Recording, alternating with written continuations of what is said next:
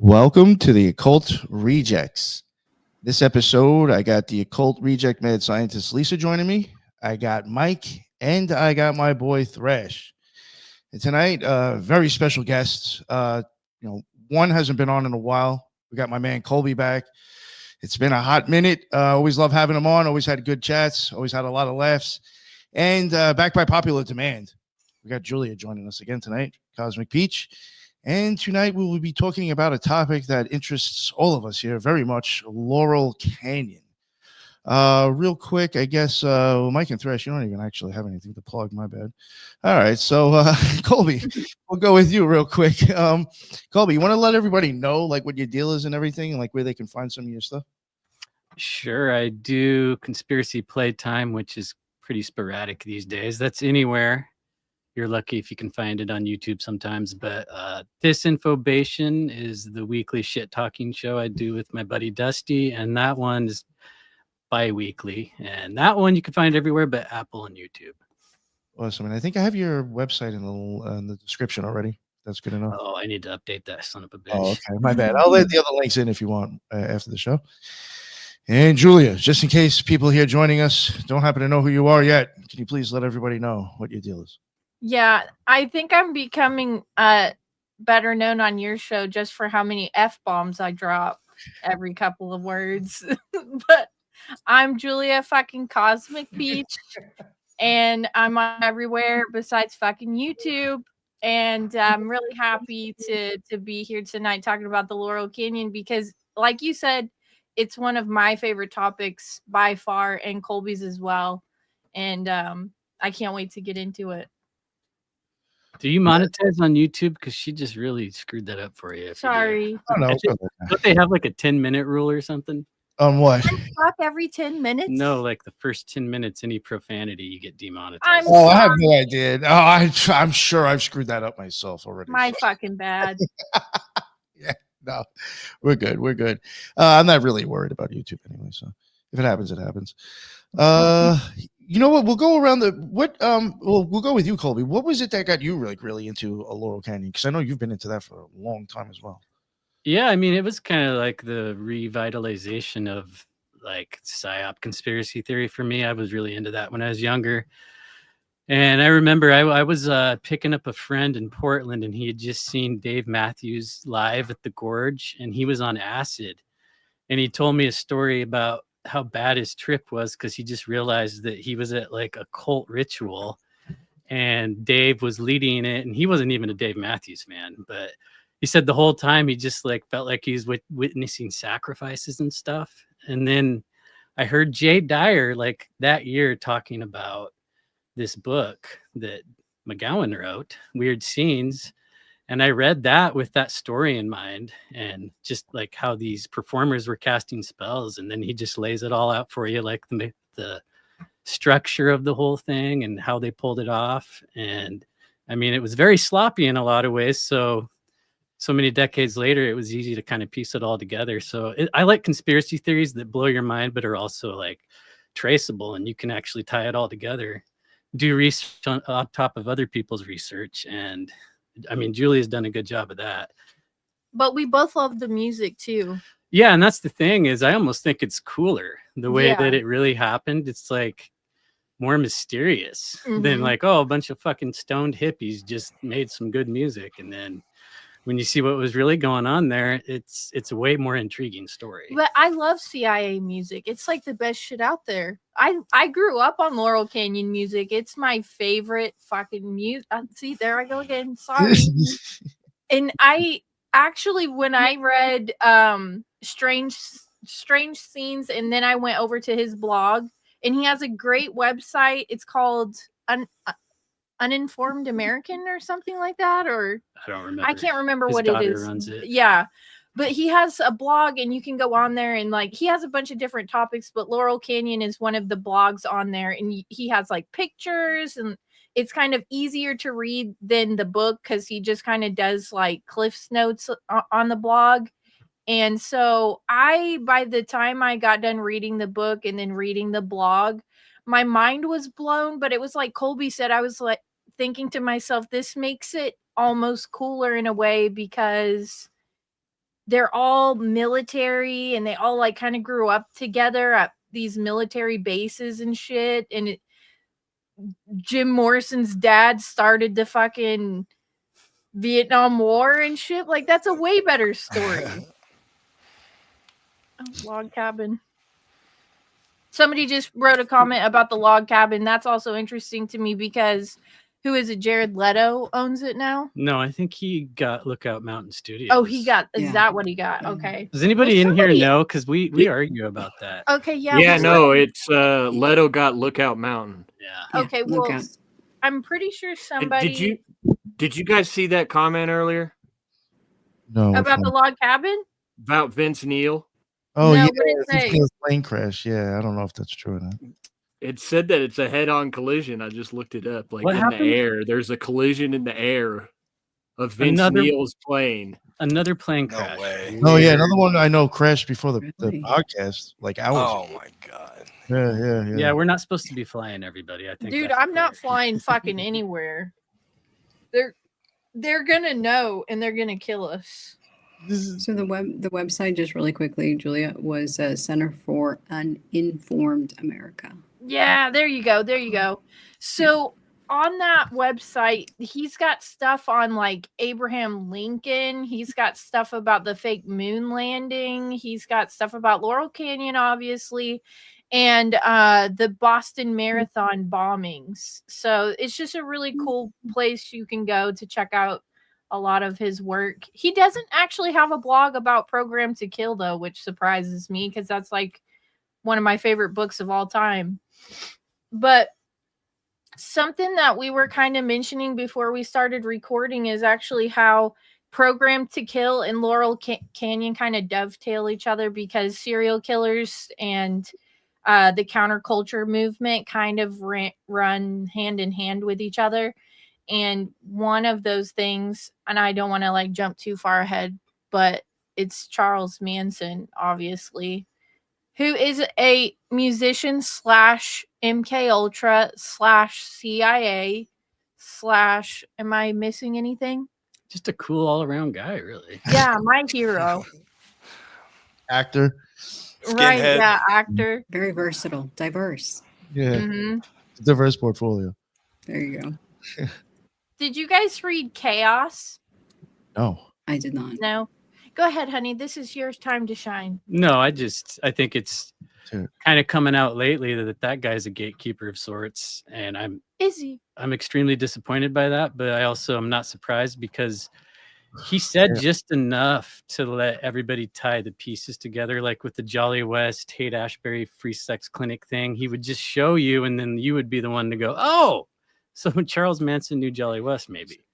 But I don't know. He's making a Netflix series of it. A guy I like to interview on my podcast told me that last time I talked to him. And I mean, he's making a Netflix series. That's what I got. It's going to be fucking dog shit. Well, we'll see. But I mean, I think it's good research. What's that? Who's making the Netflix series? Netflix is doing the adaptation of the book, from what I understand. Okay. I don't want to see it. But we'll have to, right? To verify. I mean, I'll at least start it. Okay. But you saw what they did with Waco. They just fuck everything up. See, I've been saying like that whole title alone, Chaos, it's just added chaos to the case, and it just made it more convoluted. I get there's a lot of interesting stuff that came out, like you said, but it just made it even more confusing where you had to go all the way back to the beginning again, and then it's literal chaos. And then he's coming out with the second one, which is going to be even now. I didn't even know that. And loose ends coming out. I think the most valuable part of that book for me was how he tore apart Bugliosi's narrative, because a lot of people take that at face value, and there's nothing real in Helter Skelter, the whole theory he lays out, in my opinion. I don't think there was anything to that at all. Yeah, and the fact that it shows that he was arrested on parole so many times and released it shows you that he was being let out. He's being watched. There's no way you get charges like that on parole, especially back then. You're back in. That's it. Yeah, like he had good, interesting points in the book, like about like the parole officer and how the parole officer was like kept helping him and helping the kids and even helped. Yeah, very odd for sure. And then I forget which Beach Boy it is that died. Oh, Dennis. Dennis. Are you sure? Yeah. He's the one that dove for his car keys and kept swimming down to grab him until he died. Yeah, because he said he was going to write a book, right? And he was going to say what was really going on with Manson. I'd like to have a conversation with Neil Young about Charles Manson if there's someone left alive, because he was all about him. Neil Young sucked his dick hole, though. He loved that guy. He loved Manson. That's an interesting feat to pull off. He was doing it. He loved him. He would say like, "Oh, he's so talented. Check this guy out." So, I mean, if he would be honest about it, I doubt he would, because he was also a vaccine pusher, saying he was going to take his shit off Spotify.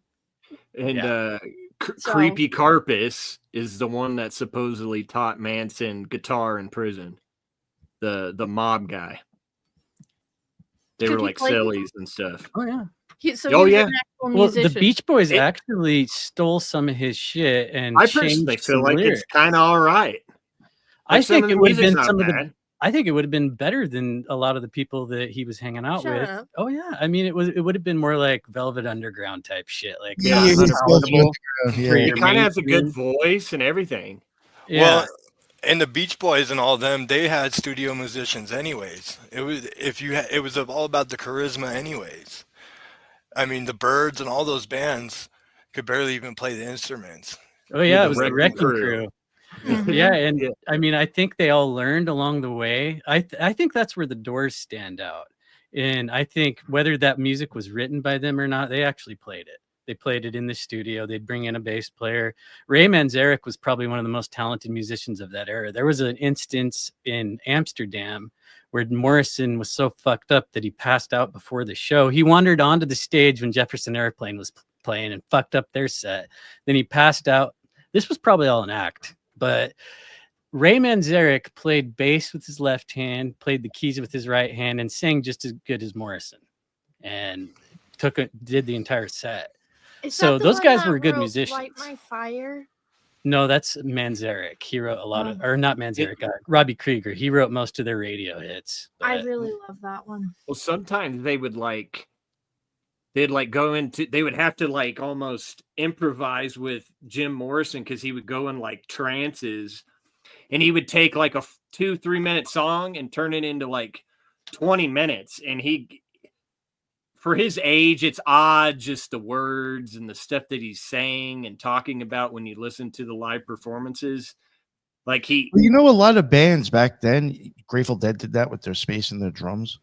You had a lot of jam bands that really kind of was, doing what the Doors were kind of like a jazzy jam band when they were alive. Yeah. And they didn't know what Morrison was going to do, especially in the later years. But I happen to think Morrison was acting the whole time and did really become a fucking bloated drunk because of what he was doing to America's youth. I mean, he'd scream at the crowd. Mm-hmm. You're all a bunch of slaves, fuckers. So one of the things that Nick and I had done a dive into Empedocles, which was an ancient philosopher, and one of the things that comes out of there is the discovery of iambic hexameter or hexameter. It's a type of poetry that it's like a 6 stanza type thing. And back in the day, only oracles from Delphi spoke in hexameter. And that if it didn't happen in hexameter, then it was considered not to be authentic, to have been divinated from the oracle. So one of the things when we were looking up hexameter, just as a quick reference, they said that Jim Morrison wrote his songs in hexameter. Yeah, and who was teaching him to do this shit? That's also mentioned in American Horror Story season Coven, which I keep trying to tell y'all assholes to watch. We need to watch it. We had a guy on Paul Wild that covered Jim Morrison, and he went into some stuff where he said he was like very young age and like went to some specific library. Los Alamos. Oh. Yeah, sorry. Yeah, I'm not exactly sure where it was. It might have been in like Washington, where he went to some like specific library as like a very young kid to take out some book that was like pretty much like occult stuff. And then we're like, How did you know then? Yeah, so You didn't have the internet to tell you that the book was there. So they said that like his dad was stationed in LA and they made the trip to Washington when he got transferred. And on the way to DC, they stopped at an area in North New Mexico. And Morrison claims at the age of 3 years old, he felt that the spirits of the native people who had passed away on an accident that had happened at Los Alamos Laboratory entered him and never left. And I had asked Paul, I was like, did he stop at Los Alamos? Was his dad affiliated with Los Alamos? Why? That's pretty damn specific. And I do know that Los Alamos Laboratory, they did use native hands to build the stuff. And so it would almost beg the question, in passing, did they, stop in Courier? I don't know, whatever. And so he did make a stop there. And we do have significant people that went to Los Alamos Ranch School, like William S. Burroughs and some other people with that ended up becoming huge prominent figures later in society, for them to stop there. But what Nick was saying, when they got to DC and he was going to school there, they said that he really wasn't interested in what regular kids were interested. He was always at the library, and that he went to the Congress Library of Congress, and that he asked specifically for a demonology book, and like the specific one that was written. And Nick and I were saying that even when we did a deep dive into some of these grimoires, to know where these grimoires are, you have to like really search and find out where it's being housed. The fact that he knew that that specific book was at the Library of Congress and asked for it and studied it, to me indicates that somebody was involved either in grooming or letting him know about this stuff.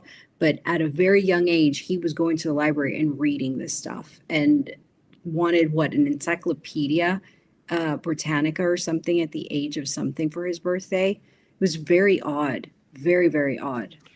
So do you think there's like ritualism involved and like the CIA part is like separate, or?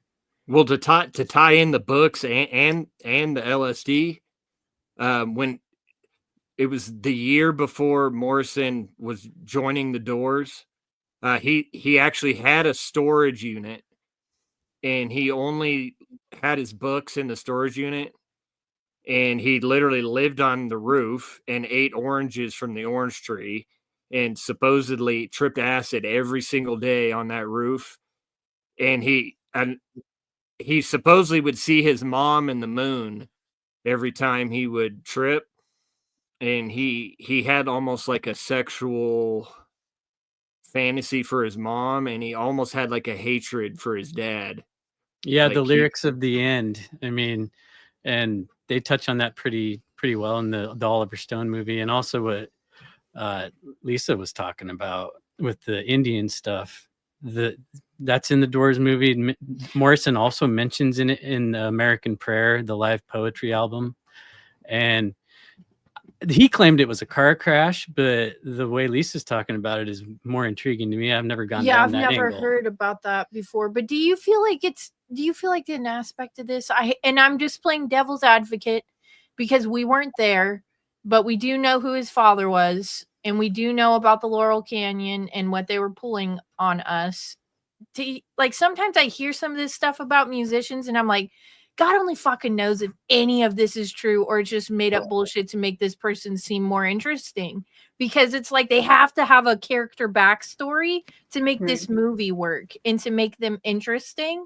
And I don't think he's dead. I don't think he's part of the 27 Club for real. I don't think, and it's like the Manson murders. You've got me convinced that they probably didn't even happen. So I think some of this stuff it's like to sensationalize the character of Jim Morrison, but I almost wonder if everything we hear about these celebrities, musicians, whatever, especially coming out of the Laurel Canyon, especially someone whose dad literally started the Vietnam War, and he never talked about that for somebody who was so anti-war and so fucking counterculture. He never talked about that shit.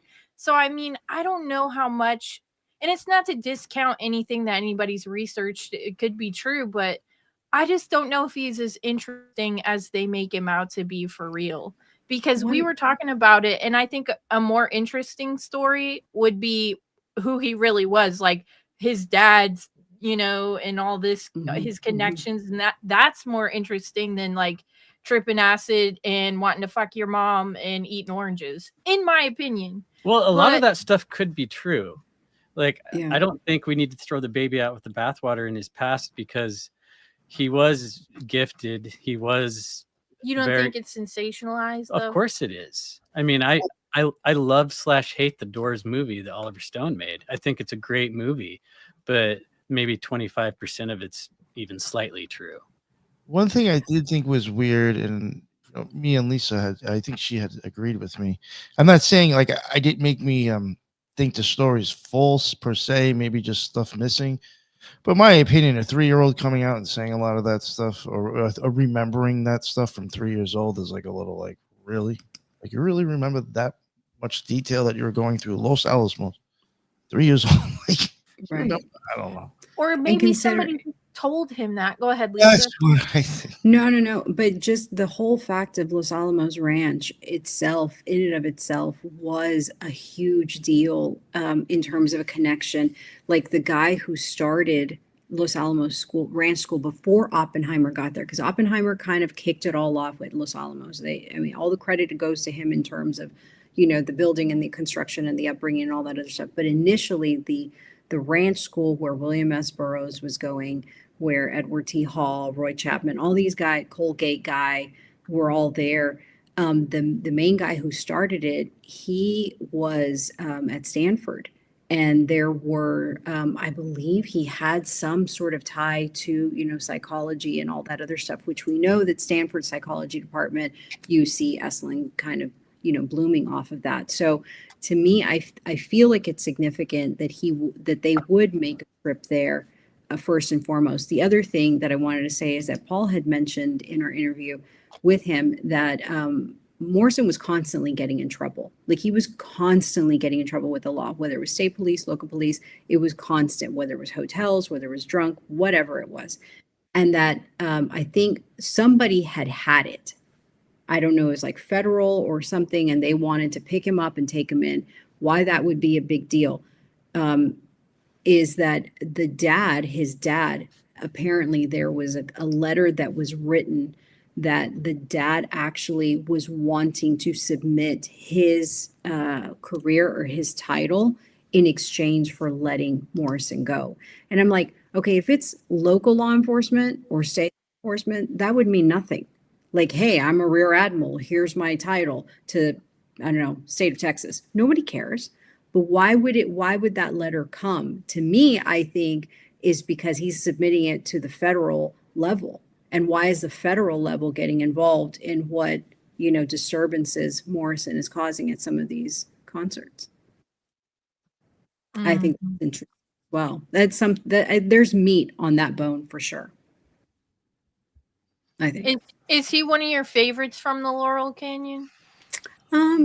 Not particular. I mean, yes, but I think there's some other ones that I really. Eric Clapton was good, but I really like the females. Like Joni Mitchell, that really kind of like fades away into the, you know, the limelight or whatever, more dark and twisty. Did you like the Mamas and the Papas or anything? I did like them. I did like them. Too. I like their music, but I think the story of like with Joni Mitchell, I think was very interesting, how she shows up and everybody's completely floored and fascinated by her. That Eric Clapton, you know, take his eyes off of her because of her voice. And the thing is that Joni Mitchell was brought over from Florida, and they all knew each other. Every single one of the people that lived in Laurel Canyon, that was another thing. When we talked to, I think, V.T. Wallace, is that they all knew each other. Their fathers all worked together in D.C. or in some sort of capacity with the OSS or with some sort of intelligentsia with the U.S. I think in Florida, there was a couple of them that knew each other. I don't remember off the top of my head exactly why, but they all knew each other. So when they got there, it's like, you know, like a bunch of kids that grew up in Martha's Vineyard, you know, taking up residence, I don't know, in Marfa, Texas or something. That's kind of how I saw it. And a lot of those guys were on strange trips as young people, traveling around Argentina, a lot of different places, traveling around, and then they all start showing up right as the war is about to get kicked off and the anti-war movement is happening, is when they all start showing up. But for no reason whatsoever, because the Laurel Canyon was not a music scene. The major music scene was like Memphis. Where else? Like New York and Chicago. New York, Chicago. Yeah, it wasn't fucking. There wasn't anything going on in the Laurel Canyon. They just started migrating there for unexplained reasons, literally. Well, and Vito Palicas is another interesting one to bring up, because he had the freaks that would show up at these concerts, and a lot of people hadn't seen anything like that before. So that was mainly, that was the big attraction of a lot of these shows in these small LA clubs, was these freaky hippie chicks dancing. And the guy that orchestrated that, I mean, his son died when he was like, I don't know, he was like 3 or 4. Yeah, Godo Paulikas. And he was replaced by Bobby Beausoleil in a Kenneth Anger film. Like, this guy actually made it okay to go to one of these shows where the musicians really sucked, and it became a big party. And I mean, in the 50s, you didn't really have that. Mm-hmm. Like, it was just about the music, really, and the dancing. But you remember what I always say about like the plane crash with like Buddy Holly and the Big Bopper and all those fuckers on it? That was like the ending of an era for the counterculture scene to take off, because that was the last of that generation of like instant kind of like puppy dog music. And then almost overnight after that plane crash, hippie, don't shave pits, don't wear out, don't take birth control, and also smoke drugs, and what else? I mean, in my opinion, I feel like it was almost like an overnight kind of transition from Buddy Holly to Frank Zappa. Yeah, the hippie was invented right there in those clubs, right there by Laurel Canyon. A complete invention. And like you said, it was freaks. They wanted to go. People would show up for the freak aspect of it, and they didn't care how shitty the music was. So two things actually. So Morrison, I know it sounds like I'm just stuck on Morrison. I apologize to the chat and to y'all. Morrison got a degree in cinematography from UCLA, which would be liberal arts type college, right? Or the department, right? Usually you have them kind of collated in departments. And so one of the things that we talk about as Stanford and Esalen always being associated, what we don't realize is that some of the original professors or scientists that started this whole kickoff with Stanford and Esalen first came from UCLA, and they started in that department of the liberal arts college. So that's also to kind of keep in mind. And it was about the time when Morrison was in school at UCLA. So I think, again, we have another connection. Another connection, kind of pivoting off what Mike said, is that no one really looks at the Troubadour, which was the club where all these people were playing there outside of Laurel Canyon. And he was the main guy that if you played there, you could play there for free, as long as that when you made it big, you had to come back and play.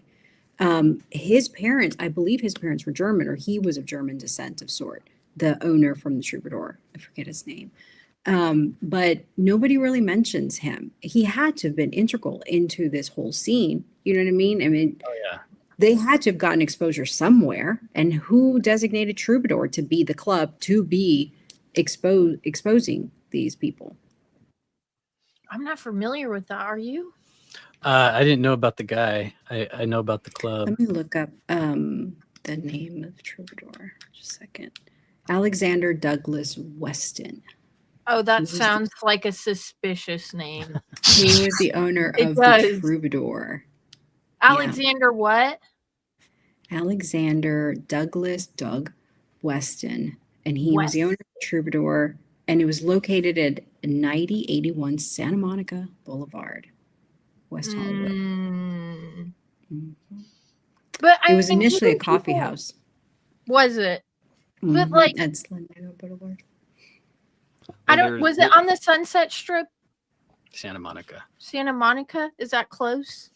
I mean, it's all close down there, depending on traffic. But I would, yeah. There's like 3 clubs that were kind of featuring these bands, and the Freaks were at some club on Sunset Strip. Well, there was the Whiskey Go Go. Yeah, that's what it was. And I think the Troubadour. I'm blanking on the other one, but you know, in the beginning, it was kind of crazy because the Log Cabin was like a kind of a hangout spot where Zappa, and I mean, this is really close to the Manson slayings too. I mean, it all links together, but Frank Zappa, Mama Cass, and one that nobody even really talks about that's one of my favorites is Captain Beefheart. He kind of came on later, but Captain Beefheart's story is crazy. He would actually like imprison his bandmates and make them record under extreme hydration and starvation. I think, yeah, the 3rd album, I like Beefheart's first few albums, and he kind of gets out there, but I just think he's one that doesn't really get talked about with the Laurel Canyon stuff. But locked them up and dehydrated them and starved them and said, play this music, bitch. Yes, and it was like real weird off the wall music. I think it was the drummer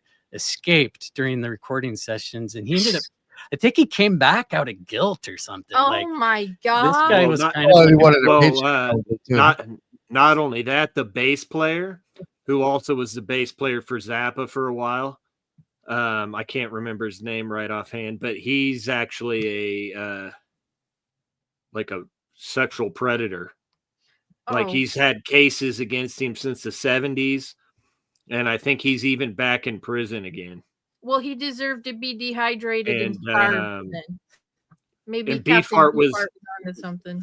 When he was a child, he was a child prodigy sculptor.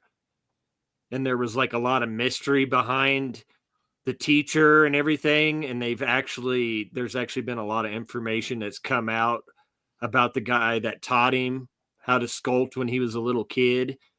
And then he actually became really good friends with Zappa in high school. And then he was in the Zappa band, and then he separated from that and started the Beefheart, Captain Beefheart. Yeah, and wasn't Zappa kind of the main producer of his like launch into it? Yeah, he produced him and Alice Cooper. Yeah, I was just gonna say those were his 2 brainchildren, really. Exactly. Yeah. Didn't Zappa grow up at Edgewood Arsenal? Well, that's where his dad worked, and I mean, it's funny because you get Morrison's dad at the Gulf of Tonkin, and then you have Zappa's dad making the chemical weapons that they were going to use. John Phillips' dad, Jackson Brown's dad, and someone else that people forget about, John Denver, who is definitely Laurel Canyon, and his dad was some high up motherfucker. What was he, a captain at Roswell Army Airfield? I think he was Air Force at Roswell. Yeah, Roswell, literally.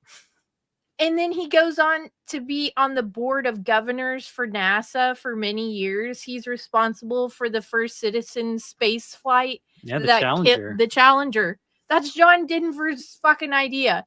And then whether or not you believe those people actually died, it's just as fake as everything else that came out of the Laurel Canyon.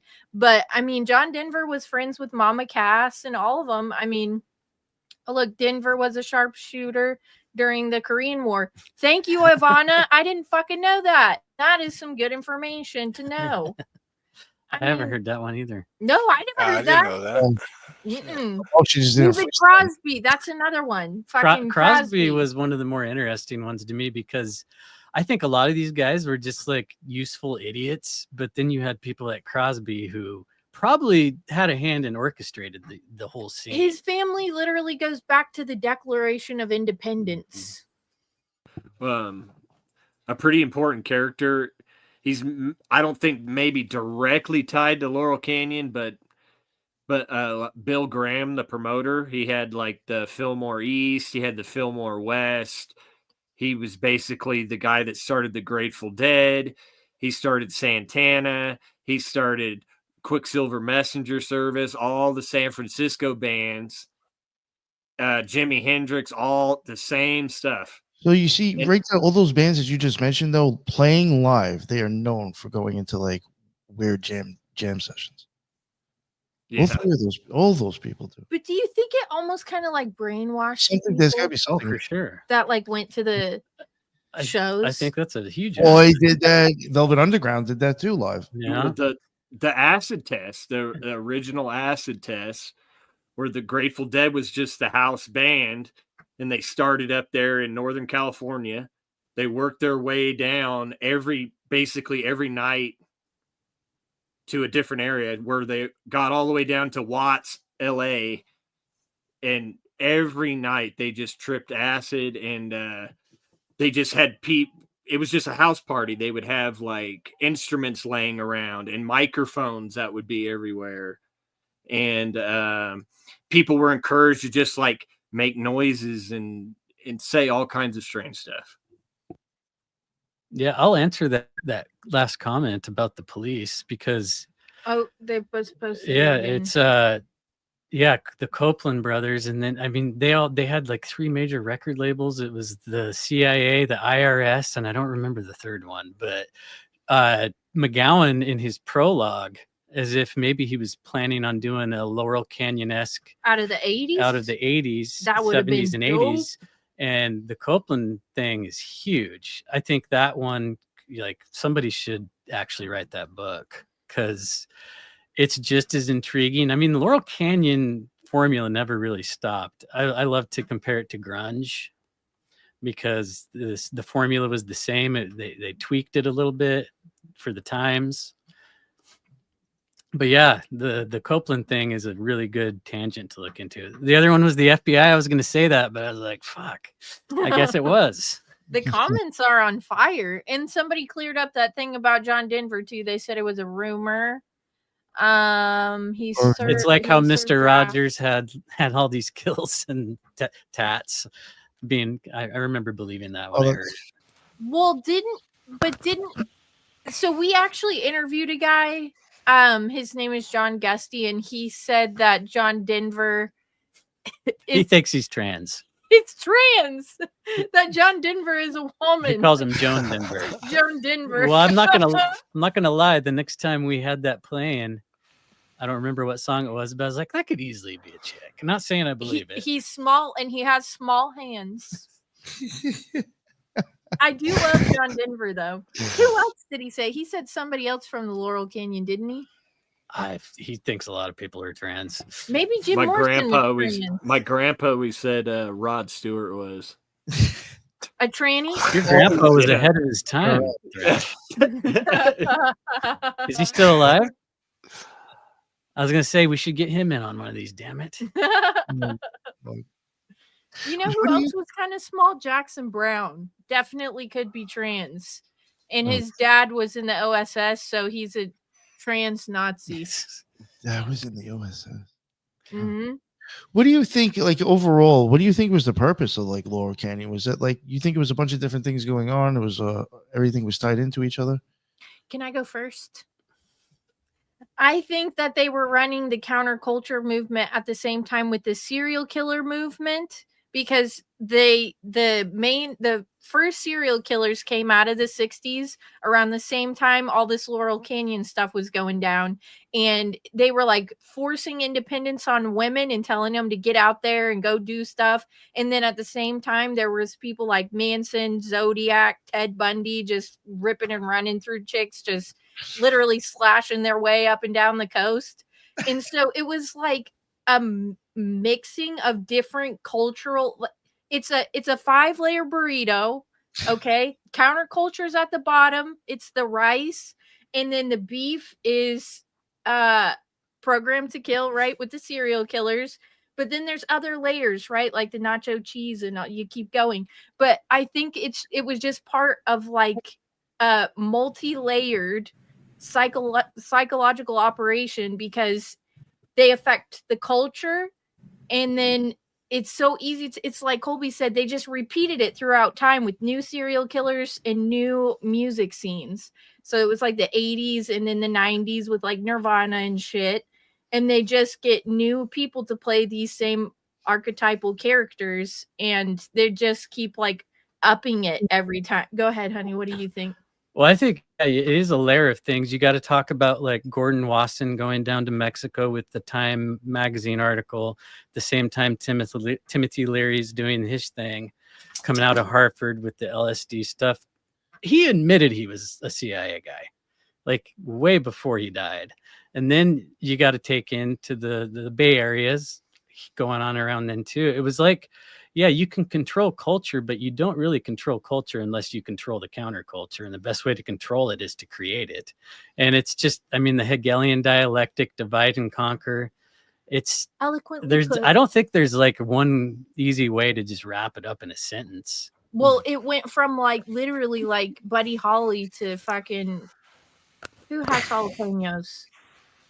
You're talking about your nachos. Layered. Oh, nachos yes. And the dip and Yeah. everything. Well, you know, something else that people don't talk about in relation to the Laurel Canyon is that with the serial killer movement thing, with Manson coming out of California, Zodiac coming out of California, there's also the fucking Black Dahlia, which isn't necessarily part of the 60s. Oh, Lisa, you know about this, right? Yeah, so the whole 1947, Roswell, you have a switch over from OSS to CIA, you have the creation of the Air Force division of the military. You also have Crowley dying in December. The main event that happened in 47 at the very beginning was in January was the Black Dahlia death. It kicked it all off. And I think it was one of the most publicized deaths, and almost like in a traumatizing way to traumatize the public was right. that. And if you look into who was probably responsible for that, it does go back to the Laurel Canyon. Because the Hodel guy, right? George Hodel, his daughter later became friends with Michelle Phillips. Right, from the Mamas and the Papas. So it does tie back to Laurel Canyon. But I mean, okay, I feel like if there's anything that's like CIA or you need to look into it some more, it'll be on an episode of Ghost Adventures. And fucking Nick knows this because we talk about it all the time. If you want to know some sketchy ass shit, Zach Bagans will show up with a freaking EMF detector, and he went to George Hodel's house in the Laurel Canyon and was like, oh, he was incestuous with his daughter and all that. And I'm like, of course he shows up there. Like, that's perfect.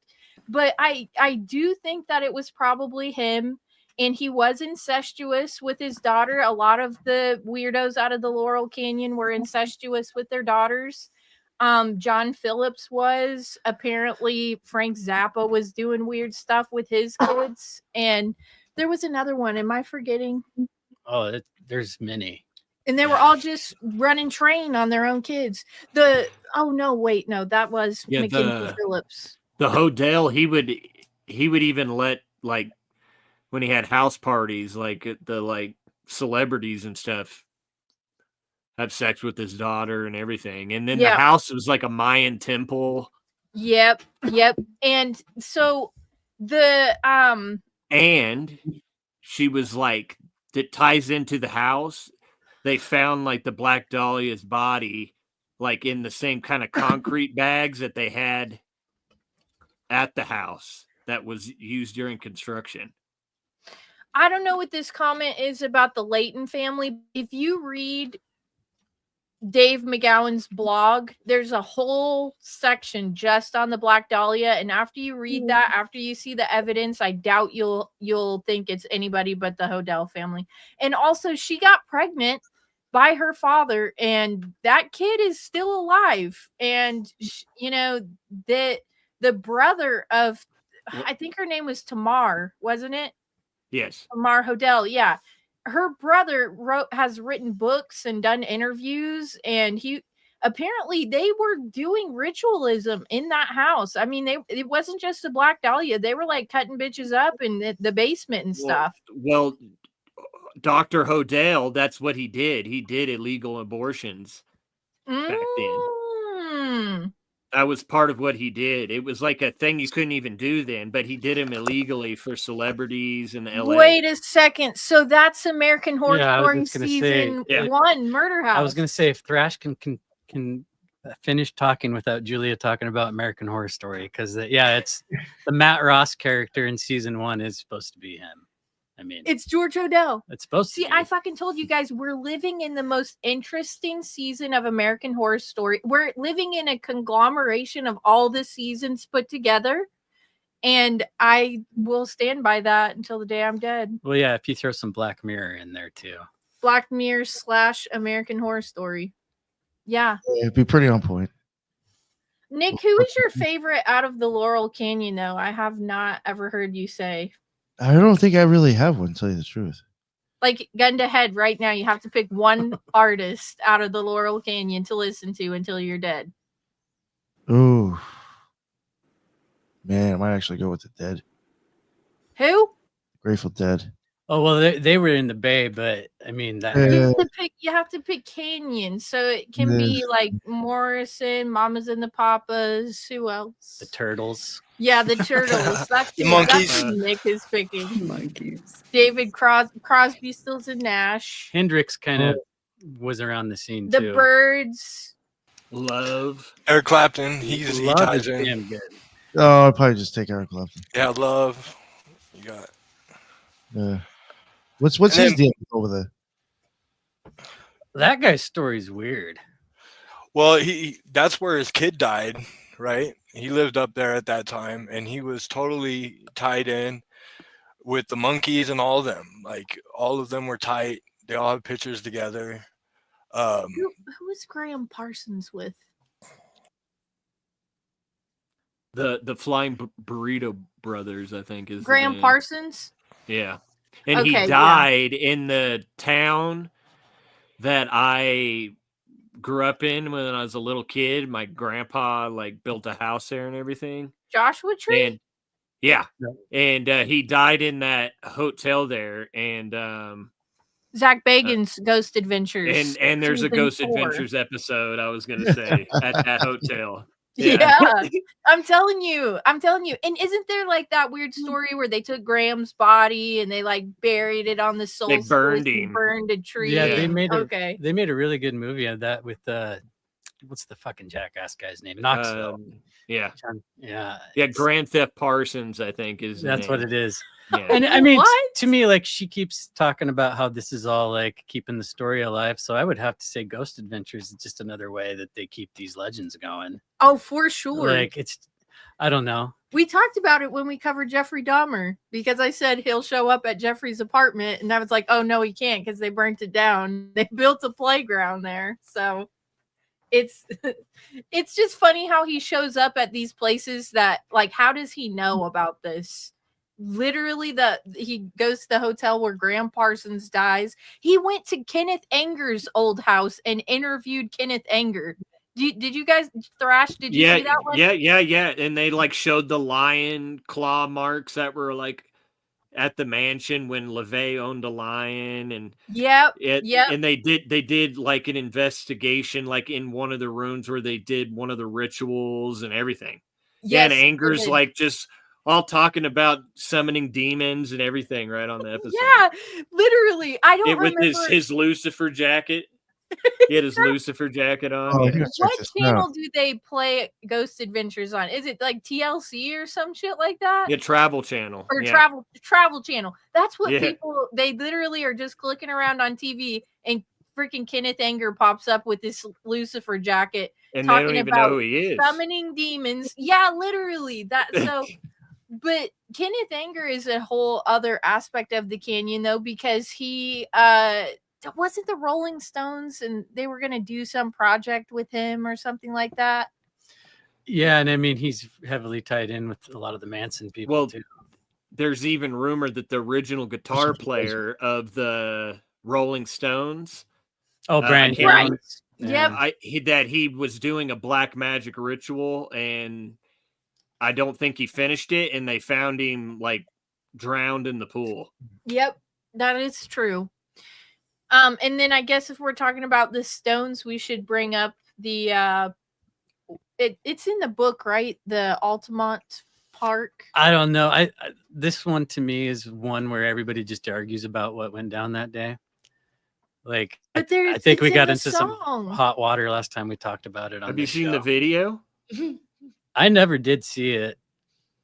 Yeah, there's a video, and you can see the whole thing go down between the Hell's Angel and there's like a black dude. I think he has a knife, and you can see him pull. No, I think he pulls out a gun, and then the Hell's Angel pulls out like a K-bar, and you can they just get into a whole fight right there in the crowd. And there's like a whole story of one of the Hell's Angels named Animal. He would wear like a fox. He had like a fox head he would wear. And you can see him actually instigating something. Like he takes like a billy club or something and jabs somebody. They were like messing with the band of Jefferson Airplane. It was just like chaos from all day. Like the Hell's Angels were just bullying people around. You can watch on video where like Animal, he's like bullying people and like smacking crowd members, and just because they're getting a little too close to the stage. And yeah, and the Rolling Stones hired them as security. Yeah, why? Yeah, yeah. Why would you wherever hire them? you look, like there's the Hunter S. Thompson thing. There's a Bundy victim that was supposedly taken away by Hell's Angels from like a big picnic. Mm-hmm. They're guys always kind of they're just in the background. And the acid test. They were directly involved with the acid test too. And I mean, and they did do a lot of black market drug dealing back then too. Like they definitely had connections to way. And all started by ex-military. They wear patches just like the military. Yeah. I mean, named after the squadron. The Hell's Angels. What squadron? It was an Air Force squadron named the Hell's Angels, and that's what they named their. All the major biker gangs have ties from the Vietnam War. They come back. A lot of them were started there, and the original ones were started after World War II because they would learn how to ride motorcycles over there, and then they became available. So. Was Hubbard and Parsons Laurel Canyon decade? Well, I mean, that was earlier, but still it's around the time Lisa was talking about 1947, that era, like a lot of big things going on there. I do think that Scientology and its naval intelligence connection can't be overlooked if we're talking about Hubbard. The Laurel Canyon ties in I'm sorry, but Laurel Canyon ties in directly to Jack Parsons and the OTO lodge he was a part of, which is called the Agape Lodge in California. And there's evidence that Charles Manson was actually, there's some weird stuff where they hired them to break into the lodge to get a bunch of files and documents because there was like an argument between Israel Regardie and the other person that was running the lodge at the time. And they had the Mansons do like creepy crawl into the lodge, and it was in Death Valley. And then there's a weird story that ties into that lodge called the Boy in the Box. I was just going to say there was a boy that was locked in a box somewhere, and they were somehow able to. Okay, so you know that story. Good. Yeah, he was locked in a box at the lodge, and supposedly they were like using him for ritual and stuff. And they found him chained up, and he had just like a bowl of water and like some food. Yeah, and I'm pretty sure they said like that he was just like pissing and shitting all over himself in the box, and it was a lot like how they talk about the kids at Presidio Air Force Base. They were getting pissed on and shit on, and like that's one of the main things if you look for Satanism is like kids getting literally pissed and shit on. And I think it was actually in McGowan's blog about this kid that was locked in the box. I can't remember all the details like Thrash. It was. He had a whole chapter on it, but it tied directly with the Laurel Canyon and like Manson and then some band.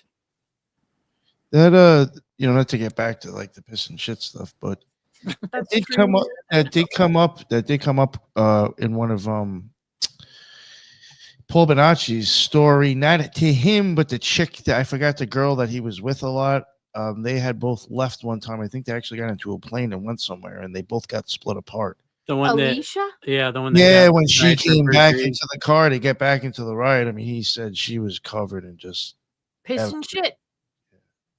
Well, and I think that's where, isn't that the story where Hunter S. Thompson gets involved? Is he Laurel Canyon? I mean, he spent a lot of time in the Bay and LA, but yeah, the Bonacci stuff about him. And McGowan was convinced that Hunter S. Thompson was one of the bad ones. I listened to an interview where you can just hear the heartbreak in his voice, and I feel the same way.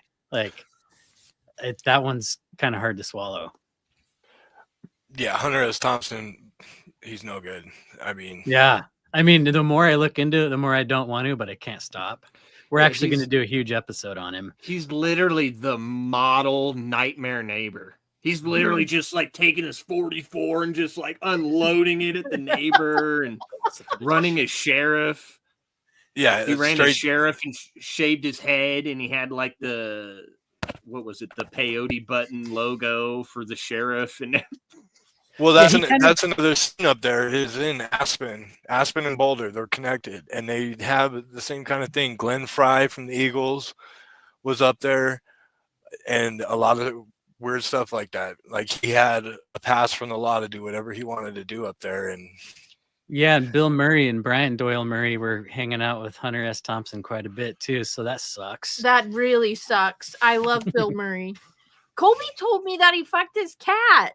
Hunter S. Thompson. So do you guys know this story about the Screwjack posthumously? no. Oh my Published. god, you guys are gonna fucking throw Well, up. so like I said, I was a huge Hunter S. Thompson fan. I read everything I could get my hands on, and not long after he died, they published this like collection of short stories called Screwjack.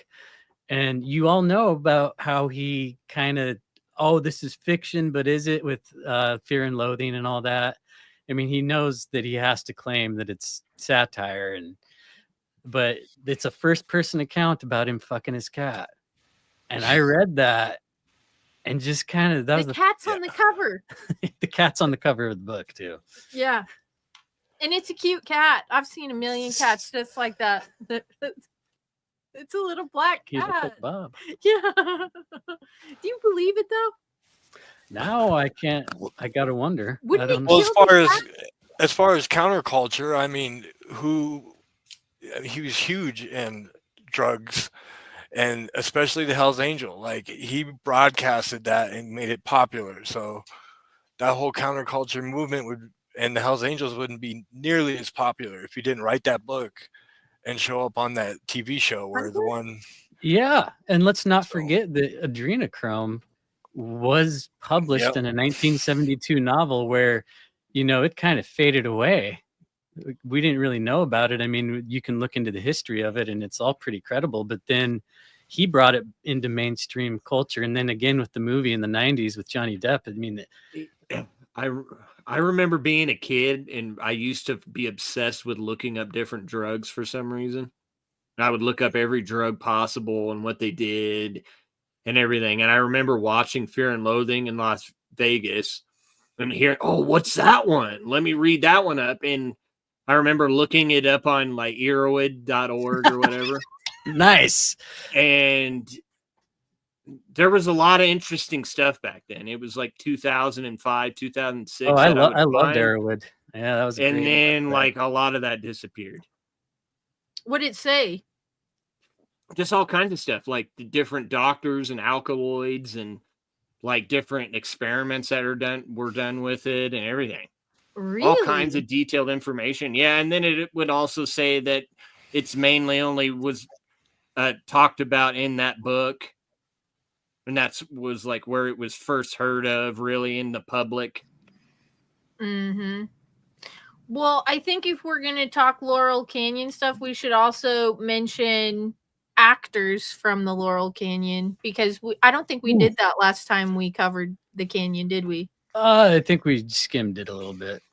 I think I have a Before- list actually. Oh, go ahead. As you look up a list, I wanted to kind of mention something that about Frank Zappa. I don't know if y'all have already mentioned this before, but did y'all know about his dad, Frank Zappa's dad? Mm-hmm.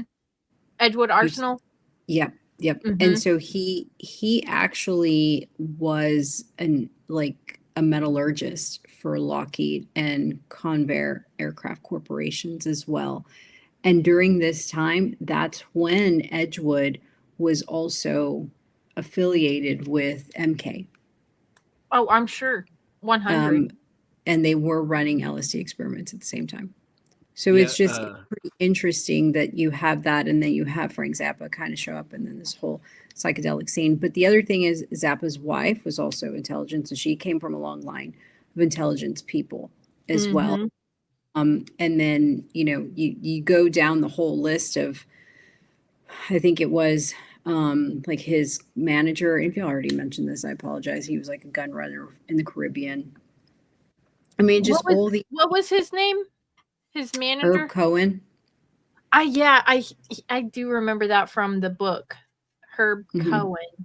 And there wasn't there another one though, a Rothschild that was for the Doors. Paul Rothschild. Yeah. Apparently discovered them, and I think he was Elektra Records. But Frank Zappa, he even claimed, like when his dad worked at Edgewood Arsenal and they were there, that he had horrible problems breathing, and he had horrible coughing problems and stuff like that. And then when they moved to California, a lot of that cleared up. But then famously, Frank Zappa died horribly of cancer. Like, anus cancer. Yeah, anus cancer. Yeah. Mm-hmm. Yep. Mm-hmm. So was he breathing through his ass? Apparently, he was doing all kinds of stuff with his ass. If you ask me, everybody describes him as being an ass. Cigarettes through. Wasn't this where they were developing all the nerve gases, sarin and orange and all that other stuff to be later used in Vietnam? This was at that time. Yeah, my notes say that his dad was the head of operation, what does it say? Chemical warfare and MK Ultra operations at the experimental Edgewood Arsenal facility. That's what I have in my notes.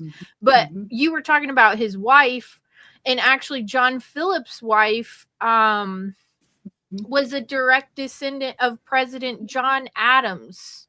And I think John Phillips' sister was a career employee of the Pentagon. And so, yeah, I mean, all these guys, it's like, and I said about Crosby earlier, like his family tree goes back to like signers of the Declaration of Independence, high-ranking Masons. People were paying to like have his baby, weren't they? Like, please nut inside me, please nut inside me. But I don't know what's going on with them. Well, and my whole point, and I know everybody's said this already, I know in every Laurel Canyon stuff they keep saying this, but if you have a bunch of military brats, right, because that's what they were, and they all move to an area where it's an Air Force base, Lookout Mountain, and then you have all of these, I don't know, ops coming out of Lookout Mountain that were influencing the culture. I think they just diversified their portfolio, like Nick said, in terms of manipulating society. So, and a part of the book is, so back then, almost everybody, or there was a good percentage chance that you were going to get drafted. And whether you made it or not through the medical and all that, that's another thing. But at least being drafted, huge likelihood. And he went through, and none of the people in Laurel Canyon got drafted. So it seems like these high-ranking people found, creative ways of getting their kids not to get slaughtered. And or maybe they were drafted, but in different capacity. Yes. You know what I mean? Like they were drafted, but they were carrying out a different operation, and they were very useful. Yeah. They were very useful. So there was no way that they were going to like ship them off somewhere. They were doing a great job here, at home. Well, remember they did that with Elvis. They had him all dressed up in the military and army and everything. And then they did that with Jimi Hendrix as well. And that's true. And Elvis was literally an agent. He was a DEA agent. And people go through these books and they're like, oh, it's just, some goofy thing he did because he has that much clout, but he was deputized in like several agencies. I mean, so. Isn't that where he met Priscilla too, in Germany? I'm not sure about that. No, isn't that like Priscilla, like his Priscilla was cousin or 15, something? by the way. Yeah, What I think she was even younger than that when the courtship She began. was 13 when the courtship Yeah. began. But I swear he like met her while he was overseas, I want to say. And he brought her back here. I think he came home on leave or something. And met Priscilla. It's a story. I don't know. I covered it a long time ago, but actually, I was going to have you tell your theory about Jack Nicholson. Oh, well, I think that Jack Nicholson, he's got one of the most intriguing stories out of any of the Hollywood guys to come out Laurel of Canyon. Yeah, but because he was definitely kind of not huge when he was doing his acting in the beginning. And the story is that he decided to become more of a producer. And then Rip Torn had a schedule conflict when they were doing Easy Rider.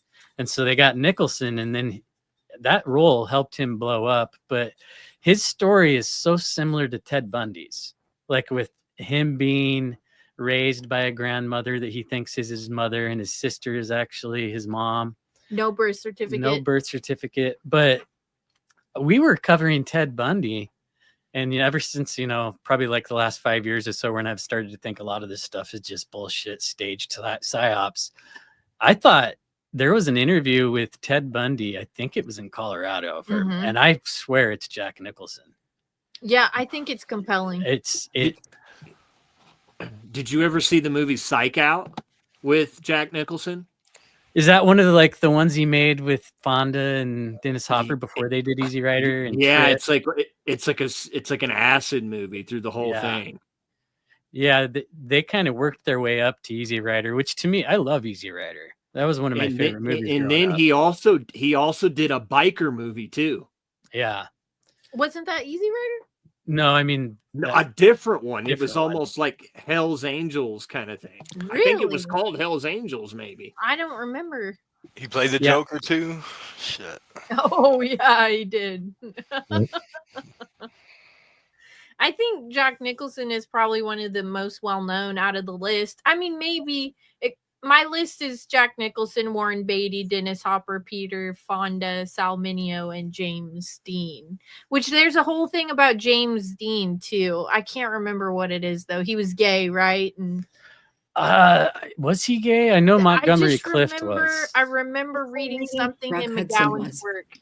Rock Hudson was gay. I mean, maybe they all were. Who knows? Maybe they're gay together. But yeah, the list is. But you got to throw Roman Polanski in there too. Oh, 100 Roman Polanski. He's not an actor, but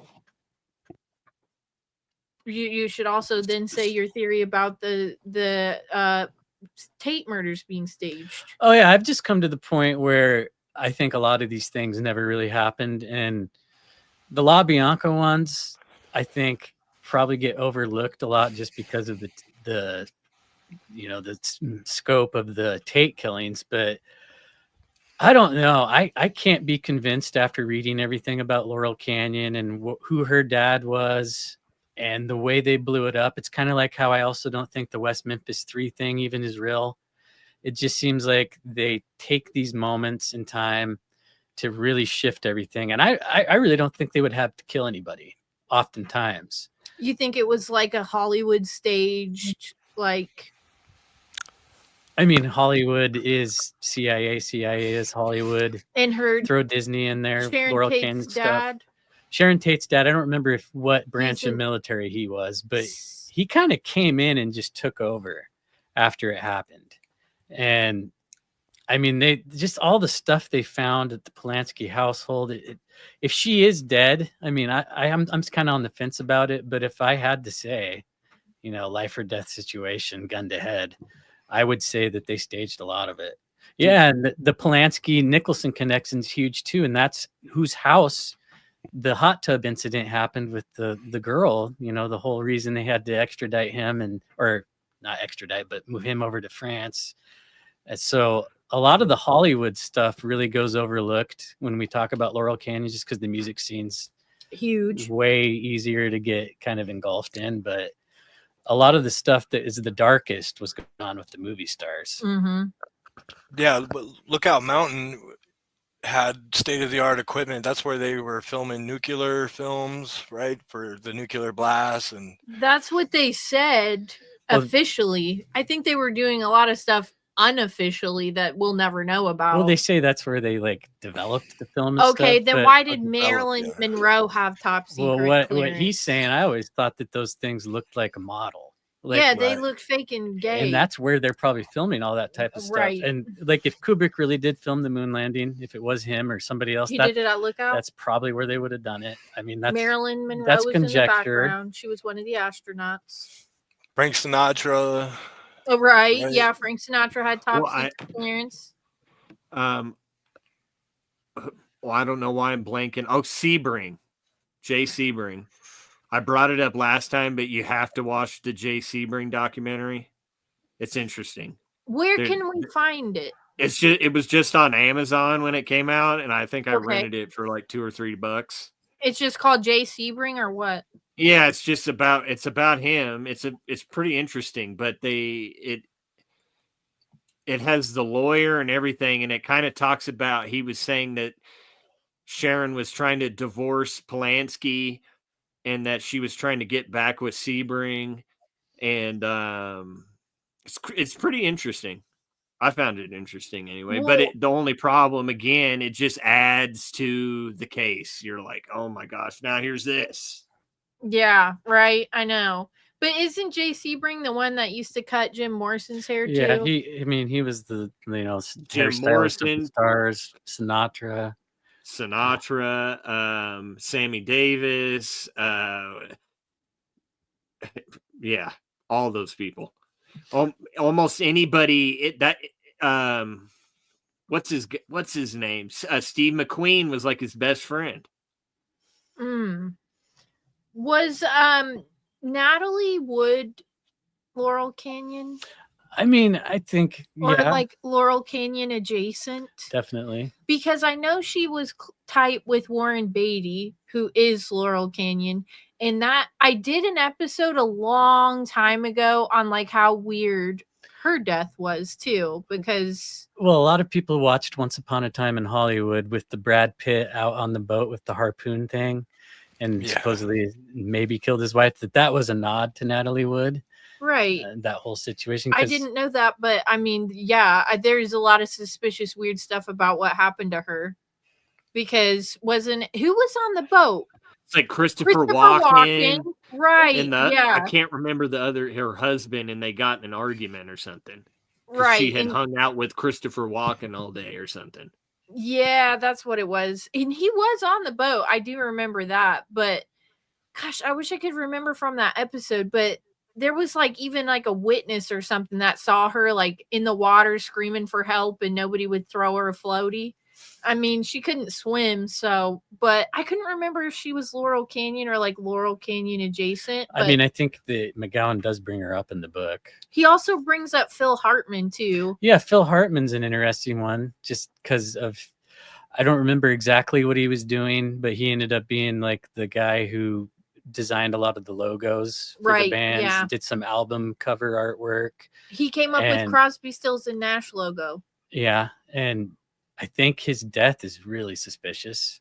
Mhm. I used to just buy the story, That but his wife shot him. yeah, I mean, I heard someone talking about it once, and then when they said that she used a separate gun to kill herself than she used to kill him, that right there was like, okay, you got to look into this one because Mhm. there is a lot of fuckery afoot on that one. And he was around all these guys when he was really young. Mm-hmm. Yeah. And I can't remember what part of the blog. I think it was like on the last page or something. He talks about like Phil Hartman and some people who were like distantly related to the canyon. I think that's when Natalie Wood comes up. But I mean, I feel like I've asked everybody except for Mike and Thrash who their favorite Laurel Canyon people. Did I ask you, Lisa? You did. I did ask you. You asked Thrash? her if the Doors were her favorite. Oh, and you said yes. I said, I mean, I like them, yes. But I think, Chuck like I Joni said, Mitchell. Joni Mitchell Oh, and right. Colby, Yep. yeah, That's what she said. because nobody Thrash really has talks to- about them. They're kind of in the background, probably watching it all happen, freaking out. Eric Clapton all day for me. I love Eric Clapton. Is that what Nick landed on too? I think so. Yes. That leaves Thrash. Well, it's either Frank Zappa or Jim Morrison. Like Oh, but I have more Jim Morrison books, but I feel like I'm more into Frank Zappa's music. I feel Cutting like the Frank tooth. Zappa actually said a lot with his music. Like he was kind of exposing a lot of MK Ultra and stuff, in my opinion, even though he was still kind of a garbage guy. yeah. Well, all the And best the- ones are. What was it? Mothers of Invention. But he like gave like so many good musicians got their start through Frank Zappa. Unreal. Yes. As far as just like musically speaking, he was so experimental, and I think he's probably influenced so many people that probably wouldn't be playing music today. He's definitely, I don't know, he's eccentric. He literally has albums called "Shut Up and Play Your Guitar," and there's like 4 or 5 albums, and they're literally nothing but guitar solos. It's a band and just him just shredding for 20 minutes. I think, But like Terry Bozzio, he would always somehow find child prodigies, in my opinion. Like Terry Bozzio is probably one of the greatest drummers ever. And he started with Frank Zappa. Steve Vai started with Frank Zappa. Yeah. didn't Crosby, Stills, and Nash start with him? Right about that. I don't know. 100% jammed. He jammed with everybody. And Frank Zappa even had like a beef with John Lennon because you could find a little clip of him talking crap. So they did like a live show with Yoko Ono and John Lennon, and Zappa, they played one of Zappa's songs, and then on John Lennon's album, he credited himself that they wrote the song, and he changed the title and everything. So they had like bad blood. Well, Frank Zappa was kind of outspoken. He would just kind of like, if you did something like that, he would just call you out on it. Yeah, he's like, who's this fucking Tavistock puke coming in my turf? Right. Yeah. I was gonna say, because the Beatles were at some point hanging out with them, weren't they? Yeah, there was some overlap there. I know Lennon was there quite often. There's Harry Nilsson, Right. who Yep. befriended the Beatles, and there's some suspicious stuff that went on with that guy and at his house. 100. Wasn't that who Mama Cass was hanging out with I think when so. she choked on the ham sandwich? I think she did that Quote there. unquote, she choked on a ham sandwich. Yeah. Well, Mama Cass and them were supposed to be going over to the Tate house to have a party that night. Like they were You're right. And that's why Steve McQueen supposedly went by and got the drugs from the house before the police got there. Lisa, were you And going to his say green something? Mustang. Just kidding. No. I think I was going to say something about something else. Oh, I was going to make a joke because you were saying bad blood. I was like Taylor Swift bad blood. But it was a bad joke. No, it's a good joke. I like it. I appreciate it. And did her man win the Super Bowl?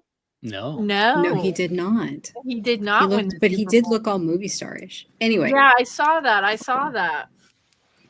But I was gonna say, somebody posted something about Yoko Ono, a comment, that she was a psychopath. I actually do believe that.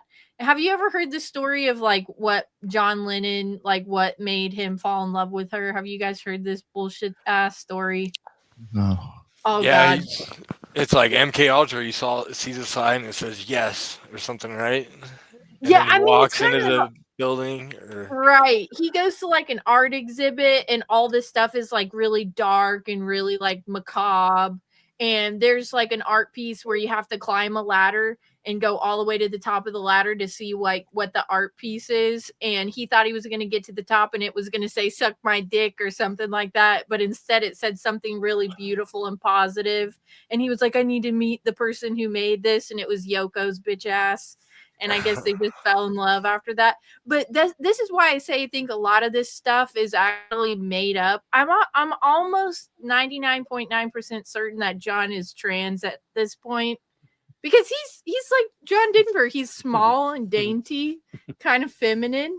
Well, I don't know. There's a lot of people out there who say all of them are, and they're all trannies. I can't like every single celebrity. Will never say George is a tranny. I love George. George is the best Beatle. Yeah, I don't know. I think there's inversion that goes on, but at the level of what Yoko some people was think, trans. I mean, I'd buy that one. Look at her. Holy shit. I was going to say something before that, though. Oh, I think my favorite out of the Laurel Canyon is the Mamas and the Papas. I don't know if Janice is an honorable mention. Is she Laurel Canyon? I think Oh, yeah. that, 100%. was she living there? Really? Okay. Oh, yeah. Yeah. Yeah, she even died in a hotel that it was like right there in Laurel Canyon. Is she 27 Club? She's 27. Yeah. Club, Okay.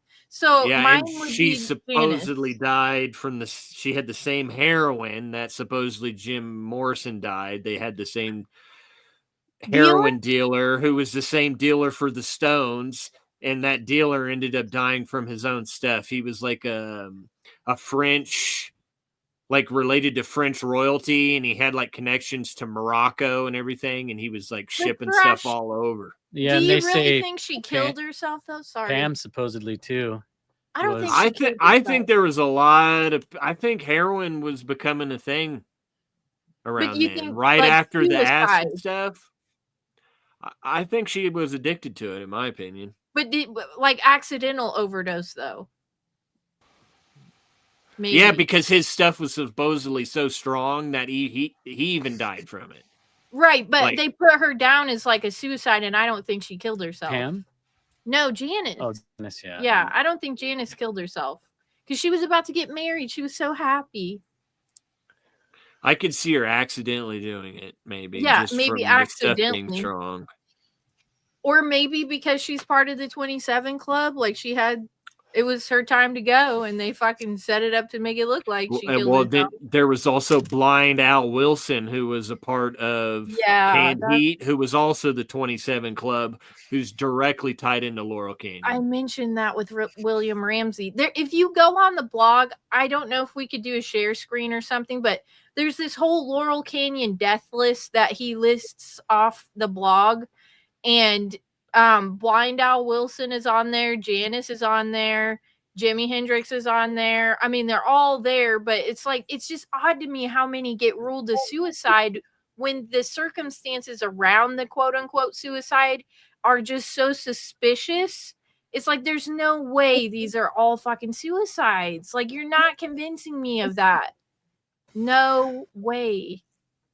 One thing that I thought of when you were saying 27 Club, I mean, you hear 27 Club over and over and over, right? But you know what people haven't talked about? People who die at 72.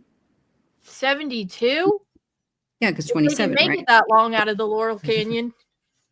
John Wayne was 72, and so is Frank Sinatra. Ooh. Old Blue Eyes. I was going to say Lou Reed, but I think he was 71. Well, I always like the ones that die at either 26 or 28 because it's like, you almost had it. I think anybody who dies in their 20s. Well, I mean, you could do like River Phoenix. There's a lot of, it's like 26 to 32 is the one where it's basically all of them. Like all How of the old young ones. wasn't Kurt 33? Who? Kurt Cobain. No, he was 27 Club. He was 27 Club. Oh my God. See? And what's her name? Amy Winehouse. Amy Winehouse. Mm-hmm. Yeah. Brian Jones kind of kicked it off because they do say that. What's the guy's name? Oh, I used to love him. He had the Crossroads Legend. He was a blues guitarist. Oh, his Robert name Johnson. Was, yeah, Robert Johnson. It was 27 too. Wasn't he the OG 27 Club though? That's why they put it in "Oh Brother, Where Art Thou?" I sold my soul to the devil. Yeah, he was supposed like the first one. Yeah. Mm-hmm. He taught me how to play this guitar real good. I read a book a while back that kind of tied some old classical, like European musicians into it too. There's a number of them. Ooh, really? What? I mean, I guess. Do you think it's real though? It's as real as we want it to be. How old was Selena? She was young. 22, I think. I think it's Who's like this? Amy Winehouse is a part of it. Midsommar, all the elders die at 72. That's interesting. See, look, Yeah, Lisa's yeah. over there concocted some shit. I was sorry. I was looking for. I found the death Nice. list. Oh, cool. Yeah. So if you look on there, Nick, I don't know if you can share screen or not, but there are so many deaths that get ruled as suicide out of the canyon. And a lot of them have like real weird like circumstances around the suicide. Like, do you remember? Did you listen to that episode I did with William Ramsey? You know what I'm talking about, right? Like, it's like, oh, it was ruled a suicide, but Well, yeah, one of the weird ones is A lot of overdoses too. the Allman Right. Brothers band. One of the guys got in a wipeout on his motorcycle at an intersection, and then it was like almost a year. I think it was almost a year later. The other guy did it too, and they said his was a suicide. right. See what I mean? Like Like he no ran it way. on purpose because he was so depressed about his bandmate dying. You know what I think? If they're gonna rule some of these suicides, would have been an interesting one with Mama Cass is she killed herself on a ham sandwich just to like humiliate her because they always made fun of how fat she was. Oh, she lost I'm- all the weight by then. I wonder, you know how like they had scribbled pig on Sharon Tate's thing? Mhm. Wonder if the whole ham pork. Oh Yeah, it's- shit! especially because she was supposed to be there that night. Oh my god! You think? Yeah, that's what I had thought. Oh, Mhm. that is so crazy. You lucked out, Piggy. We'll get you with the ham sandwich. Look, Well, there's Was it honeyed or was it cured? there's- Was it blackened? honey baked for sure. there's We're horrible speculation anyway that for it that. doesn't say pig, that it says pick, as in Pick Dawson, who's supposed to be one of the drug dealers. I like the pig better because it makes Mama Cass's ham sandwich make more sense. But I also think that they just put sacrificial pig. All right, Teresa. She's on one. Teresa, where the fuck are you, by the way? She's in the comments section, but she can't Send her a show link. up. I know. But there was a story about Mama Cass where it was like they met her because she was like working at a bar or something, and like, you know, the story I always tell, she got like bonked on the head by a pipe, and then all of a sudden she could just start singing real good. And but the real story is they grew up with her on a military base. Yeah, They were friends with her from childhood. I think Morrison was in her kindergarten class. So the whole pipe and getting Phillips. bonked and but it's like I said though, it's not like they're talentless. Like You know Well, that- they wouldn't pick talentless people. to That do Bob this. Dylan got in like a motorcycle or a car accident, and he claimed that his voice was better after the car accident or whatever. Well, it could only improve. oh god, I was gonna say, was that the And, improvement? and I'm a Bob Dylan fan. I think the guy can sing when he wants to. Did you hear him in that Michael Jackson song? We are the world. I don't know. I don't think he's I think he can write very well, but Listen to his country stuff. He can sing. was it before or after the accident? Oh, I didn't even know about that. Was he Laurel Canyon? I mean, I think My even grandpa now- always used to make fun of him because he thought he couldn't sing ever, and used to laugh that he used to claim that after the accident that he could sing better, and my grandpa would always make fun of Bob Dylan being able to sing after the accident. I mean, I guess he can technically sing, but I mean, it's not great. I'll say that. It's not great. There was another Laurel Canyon scene though going around around this same time though in Memphis and Nashville though, wasn't there? In the 60s. I've never looked into it. I know Sean McCann talks about Yeah, it. Sean and I talked about it a little bit, but that's where you get like a lot of like the big country stars, and it was really like very Laurel Canyon-esque how they all kind of came out together. And I think the Byrds actually tried to play at somewhere in Nashville, and they got like booed off the stage. And there was like this whole thing where it was trying to turn the hippie culture against the country culture and like create division, because, you know, at that time they were calling them long hairs and shit like that. And the country scene was like straight laced and clean cut. And it was like hippies are trying to infiltrate, and like the whole country scene versus the hippie scene was like divide and conquer Look kind at of thing. Neil Young and Leonard Skinner too. Remember the end of Easy Rider? Yeah. They're Yeah. riding through the South, and they're Henry Lee they're a bunch Lucas's lookalike picks him off with a shotgun. Yeah. bunch of hippies. Right. So, I mean, I think that it was kind of like, I think Nick asked earlier, what do you think that they were trying to accomplish with this? And I think they had so many games running on people at the same time, like country music scene, hippie culture, and like the serial killers started popping up out of nowhere. It was just such a time to be alive. I'm surprised anybody fucking made it out. A little bit before the hippie scene was the beatnik scene. Yeah. She There was mentioned Los Alamos earlier. Who was it you said one of the beatniks came out of there? Was it Burroughs? It was what? Say again? Maybe William S. Burroughs. Yeah, Burroughs, Yes, who was yes, also Burroughs big into occultism. Yeah, So he you was have tied go with ahead. Leary too. Yeah, Burroughs was famous for chaos magic and stuff, and he had a method of writing where and David Bowie used this to actually create his lyrics, where you basically cut random words out and you just place them, and the chaos basically is what creates the lyrics. And there's a whole video of David Bowie demonstrating how he does it and how you do it and how he got it from William S. Burroughs. What? You're Yeah. shitting me. No. They I'll had- get you the name of it here. I can't remember the name of it. You sent it to me. They- I watched that actually. They had, and I think it was an all boys school initially, if not in its entirety, but they had something, and it was like ages 12 to 18 or something, but they had something kind of like akin to the Boy Scouts, in that when you graduated from high school, you would basically obtain first rank in the Boy Scouts, or it was a requirement to graduate to have a rank in the Boy Scouts at this school in Los Alamos.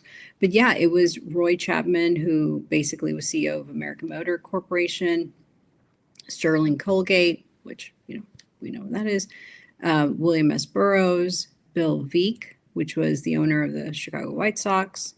You also had Gore Vidal, who was grandson of Senator Thomas Gore, Arthur Robert Wood. It sounds a lot like president that. Am of I Sears. stupid for saying like Colgate as in Toothpaste, Toothpaste, yeah. That's what it is. Dude, like that's Abigail weird. Folger, Yeah. like Abigail Folger with Yeah, the Mansons. Yeah. So the toothpaste guy. Does the He was list like, Really? he was one of the family members. Not the Sounds original like- who started the Colgate, but he was Toothpaste a guy. family member. I swear to God, there's an episode of Ghost Adventures about him. Here we So go. Not again. shitting you. One There more probably thing. is. So it came out, I think, when they were doing an expose on, what was the name of Susan Wojcicki from YouTube or something. This YouTube video is going to get cut for sure. Her, Ann Wojcicki, who is the owner or the developer of 23andMe, was the ex-wife of Sergey Brin, who was the guy who invented Google. Okay, well, they were talking about Anne and Susan's mom or grandmother, that she was kind of like the mom to all of these people in big tech, and that you could basically link back all the founders of big tech type things, whether, you name it, they had a connection to their mom, and that all of them somehow or another exposed their children to some sort of MK Ultra program because they themselves, as mothers or whatever, were exposed as well. And so it got me thinking, if this happened with big tech, surely this happened with the musician celebrities or the movie celebrities or even with the military. And I think this is just a continuation of, this is what's happening. This is what's in our family. So I don't think it's far-fetched at all to think that these children were exposed or brought up within that same framework. Yeah, I mean, I find it over and over again. Even the episode we just did, Lisa, about Adolfo, like it's generational for sure. I mean, I think these so people too. don't come out of the fucking woodwork like they'd make you believe, and they're just crazy people that came out of nowhere. But I mean, so we got the toothpaste guy and the guy, and somehow David Sears. Bowie learned after somebody. William S. Burroughs. Jesus Mhm. Christ. Yeah, and the technique that William S. Burroughs, it's called the cut-up technique. And it's like a chaos magic technique. And David Bowie almost exclusively used it in the 70s for his lyrics. So what's that one song that he is just like completely well, all of his songs are, but So he would like take his diary or like his like future thoughts, and then he would just randomly cut the words out from that. And then he said that like it would like tell his future and all kinds of stuff. is there life on Mars? I never did understand that, motherfucker. But it's still like, what were you saying about David Bowie the other day? Like he didn't believe in whatever, like he sold an image to people that he did. Oh yeah, I mean he kind of had some stuff he was saying at the end of his life where it reminds me of Kurt Cobain. He was so willing to make it and get famous that he embraced all of the dark shit. And I think he kind of had a regret later in life because he said some things, and I can't think of exactly what it was, just that he was kind of sorry that he did it. But yeah, Bowie and Burroughs, some of the stuff you're just saying, it reminds me of Rick Rubin, like some of his techniques that he'll use in recording studios. Who's that? Right. He's a Stanford producer. I mean, shit, if you can name like somebody famous out of the last 40 years, he probably had a hand in it. I mean, He writes Right. songs? no, He's a producer. professor at Stanford, but he now has a podcast, right? What is it? Tetragrammaton or something like that? Oh, I've never heard this part. That's it. Yeah. Is That's that a it? grammaton. Yeah. Yeah. Yeah. I have Yeah, never and heard of this person. William S. Burroughs would record messages and words, right? He would just record gibberish and random words and everything. And then he would cut the film and then put it together. And then the random words would mean something. That's where it comes from. I wonder if So he applied that's where Rick geometry to Rubin any of is that getting stuff. that. He's like, he cuts like, he'll just record random stuff, and then they'll cut parts of that out and then place it and make a whole song out of randomness, basically. No, I mean, it makes sense to me. Like I said before, is there life on Mars? I fucking love that song, but it makes zero sense. You know what I'm talking about? I mean, Watch the video it's on YouTube. David Bowie talking about cut up technique. It's literally like a minute long. And you can see there's like lines of Coke on the table and everything while he's talking about it. well, what do you think about them saying stuff about like, and this could be all made up, but they take like the master and they do these rituals on it and they mass produce it. So anytime you listen to it, you're getting demonized. And do you guys think that there's something to that, or like what are your thoughts? I think so. I have heard that supposedly sometimes these records even get pressed depending on astrological times. Right. Okay. So you do think like, because I can't remember who it was, but it was like a guy who said they would take like the master and they would take it into like a secret room and they would have like a literal ritual and they would infuse it with, I don't know. I mean, you've heard this, right? Yeah, I've Led heard a little bit Zeppelin. about it, not enough to ever really. I have the video saved. I'll give you the name of the guy. Oh, Dude. you know what I'm talking about specifically. Okay. One thing that all right, I'll put it this way. I would not doubt that happens with music because of just the simple fact Lon Milo Duquette comes out and admits, I'm pretty sure in his book or on a podcast, that he did that with his tarot deck to sell more tarot. So, I mean, if that fucking dude's doing it, why wouldn't other people be doing it with other products? Right. Or like if you, I think it's like if you play them backwards or something, there's like hidden messages. Well, yeah, and stuff. that's a whole other thing. Like I know the Beatles were experimenting with that. Apparently, there's some indication that they admit that Paul died. And when you play Oh, it backwards. thank God. They need to admit it And, sooner or later. I don't know. There's the whole Stairway to Heaven thing, where if you play Spring Clean for the May Queen backwards, it's something about My Sweet Satan. Oh, for God's sake. I think a lot of that stuff you could just kind of happen upon, but Well- I mean, they were doing it. Well, like Danzig on the first album, like the song Possessed, if you play it backwards, there's a Latin exorcism prayer if you play the record backwards. Like legit? Yeah, the song Possessed, if you play it backwards, it's legitimately a Latin exorcism prayer. That's crazy.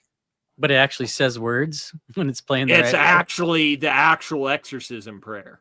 Okay. But That's like Does it sound like playing it's the backwards, actual though? song is supposed to be like summoning a demon, and if you play it backwards, you're doing the exorcism prayer basically. remind But me never to download that shit.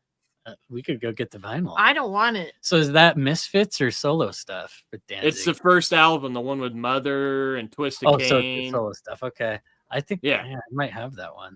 Oh my God. I love that wondered album, to be about it. honest, but that song is very creepy if you play it backwards. Sure sounds like it. Somebody wrote in the comments that they also watched that. I don't know if it was an interview or what it was. It was a recording of that producer who said they take the master and they put, I guess they cast spells on it, is what they said in the comments. Yeah, I saw that before too. I think I put it up actually earlier. Yeah. I heard it on Instagram. So it must be Oh. true, right? Oh fuck. Don't say that. I hear all kinds of stuff on Instagram these days. So do you think if this one, I actually do agree with some of these people. I think like I wouldn't say kind of actors, yeah. Or I think they're put out there, they might actually have somewhat talent and they, perform. But I think sometimes like their life story and how it ended, I think could be fabricated. Oh yeah. Me too. Yeah. Because it's like, would they be as famous as they are if they didn't die in like some tragic way, like Jim Morrison, Kurt Cobain? I mean, Hendrix. yeah, they might still be famous. Oh, what'd you say, Mike? I was just saying Hendrix. Right. It's like, would they be who they are if they didn't? It's like part of the deal that they have to die in this horrible way to like. I don't know. When we were talking to John Gusty, who she mentioned earlier, he's worked in like on the production end of music, and he says that he's witnessed straight up that the artist wants to step away and they're given some options, like we can fake your death, you can be replaced by somebody who looks just like you, or you die and you don't get any of the royalties, but You have to take a different name. yeah. And so I don't know. I think like there's some interesting ones. I don't think Morgan Freeman was Jimi Hendrix, but one that I like within the last couple of years, Morrison becoming Rush Limbaugh. That one's kind of fun. Because I do think that Bill Hicks is Alex Jones. And I laughed at people when I first heard that. It's one of those that you're like, fuck off. Because I love both of them. I did. Like right around the early 2000s. And Bill Hicks, man, forever. But I do think that they do really do stuff like that. So, yeah, who knows what really happens? And maybe some of them do get killed because they don't want to play But ball. what if you had to put a percentage on it? Like, how many of these people actually die? Are you going to say like 10%, 20%? 50% die and 50% get repurposed? Sure. So That you're sounds saying, good. so you're telling me there's a chance that Janice is still alive? Probably not now. I love Janice. She lived rough. Yeah, I she think was. that whole like deciding that you're done and you have whatever, I think it plays into the whole plus ultra, hyperspace, Neverland persona. Y'all have heard of that, right? Kinda. I mean, not to the degree you probably do. You know, like that movie Finding Neverland? Yeah. With Johnny Didn't it Depp. have Johnny Depp? Yeah. And it was like leaving this dimension or this realm and going to another realm. Mm-hmm. And that's kind of one of the, I guess, the founding things that there was a society called Plus Ultra that Nikola Tesla, Walt Disney, all these people belonged to. And they believed that once they were done here, they merited enough to leave and go into another hyperspace. So you think that they're actually I don't know. like, It's just a thought, kind of like Atlas Shrugged almost. yeah. But you think like they're dead, or you think they're repurposed, or like what do you think? I think I don't know. I think it depends. It depends. If they can make enough money off of them already, just as is, they'll kill them off, because they don't need them. Or Mhm. if they are some like family blood tie, then they have an option to kind of get repurposed or reabsorbed into a different thing. I think it just depends. Money and blood always talk. So I think it Right, just right. Because it's like we were saying earlier, like with like Crosby and some of these guys whose family trees go all the way back to the beginning of time. If they were gonna fake a suicide on him, they'd probably give him the option of like just becoming a different person or some shit. But Janice was just a drugged out crackhead, and so she probably didn't get that luxury. They probably just killed her ass. I got a question for you then.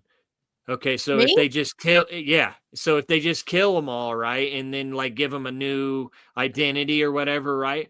Why not just kill off Paul McCartney, replace him with a completely new member, and make him like a complete huge legend instead of, supposedly replacing him with a lookalike, and he died in a car accident and everything. Well- Why cover up him, but then all of a sudden, like, Janis Joplin. Before I answer the question, can I ask you if you think he was replaced? I think he was replaced. I think he was replaced too. And to answer your question, I have no fucking idea. Well, that one is if I had to think about it, you would say like the Beatles there was so much stock in them at that point. And I mean, if they had this bizarre accident where it wasn't anything they planned and they wanted to keep that gravy train rolling, and if they really did replace him, which I think they did. that's another one that I kind of scoffed at in the beginning. Now, I mean, shit, the guy's like 4 inches taller. Yeah, he's taller, and he's a way better musician. Well, that's the thing, is they found somebody who actually was the best musician in the band, all said and done. Mm-hmm. So, I mean, you listen to some of the Beatles' early stuff, and Paul McCartney's bass lines are okay. And he went from being the smiley, bubbly one, him and Ringo up there. And he completely changed. He doesn't look the same. But yeah, I think that each situation would be unique. Like if they're the one who choose to do the replacing and killing, it seems like that one was just kind of out of their control. Well, like for like Morrison, right? So for your argument, like nobody ever saw his body. Right. Nobody of the band members, nobody ever technically saw his body. And some of the band members even found that kind of odd. Like, I think it was the keyboard player. I think he was like, well, how do I know he really died? We haven't even seen him. Yeah, exactly. And who else was it that like Elvis. They said there was weird stuff about like his corpse, quote unquote, was like melting in the casket or some shit like that. Like they were like, since when do dead bodies sweat? Like there was just weird stuff, so I just that was a really good example though. Like why would they replace Paul McCartney if they could just like I think my whole thing is like, but if he dies tragically, look at how legendary that is. Like it makes him so much better, right? Well, they saved that for Lennon. Yeah, they did. They gave there you go. You're right. There you go. They gave George a cancer death. Yeah, I don't know. I think John Lennon could be one of those that's not really dead too. Why did they take Ringo out? Because he's a fucking useless asshole. He had to be on Thomas the Train. That's right. That was part of his script. Lisa, were you going to say something a minute ago about this? No, I was going to say something about like isn't it weird how like with Paul McCartney he ends up owning all this music What is it? Like he owns all of Frank Sinatra's music, all of the Beatles music. Does he? Yeah, he was in a Yeah. war with Michael Jackson. He was Yeah, in a war. they actually had a But- falling out over some of that stuff. And apparently that he died shortly after, right? Mm-hmm. That I guess shit. the claim was that Michael Jackson had gone bankrupt and that Paul had offered to buy his music back or something. Because I think Paul used to own all of Michael Jackson's. Right? Yeah, Am I remembering that incorrectly? Well, Michael Jackson bought some from Yoko Ono, I think, and he ended up having the majority at some point. And I know that's when he sold it to the Payless Shoes commercial. And What? Paul McCartney was like, the song's about revolution. It's not about selling shoes. And because, they did a song together. They were supposed to be buddy. And then, Right. but yeah, near the end of Michael Jackson's life, what he was Apple Music. It was one of the big ones. Yeah, he I think it was Sony. Wasn't it Sony? Because everybody hates Sony. Like even think Prince Michael Jackson was had pissed the off Beatles, at Sony. and then he sold it to Excuse me. Apple. Oh, okay. He sold the okay. entire catalog to Apple. And that's when it became such a big deal that you could get Beatles on iTunes. I remember when that happened. And that has now happened to Pink Floyd. I believe Google bought Pink Floyd or Apple bought Pink Floyd now. They So- they Paul sold McCartney their also- entire name, catalog, and everything. And look-alike, so even probably AI and everything. Paul McCartney also owns Buddy Holly's music. Oh, does he? Well, that makes a ton of But sense. my whole point is that it's amazing how he comes into the situation of owning all of this music. You know what I mean? If he was like a faux member of the band, well, not really, because he became a better musician. But you know what I mean? Like, it's so weird how he somehow positions himself to profit off of so much. Not being an original member. Have He you was even on the Super Bowl yesterday with Was Adam he? Sandler. Yeah, he was sitting next to Adam Sandler, and they're all like pointing to each other and everything. Oh my god! What? So, what was the thing about like? Do you guys know who Jay Widener is? He does a lot of stuff about like, The Shining and like Kubrick and stuff like that. Yeah, Nick just had Ryder Lee on. They made that movie together. Right. So Jay Widener has talked extensively about how they replaced Paul. And like, I guess if you talk to this new Paul about it, like he gets all, weird and shit and like won't even bring it up, won't discuss it, won't talk about it.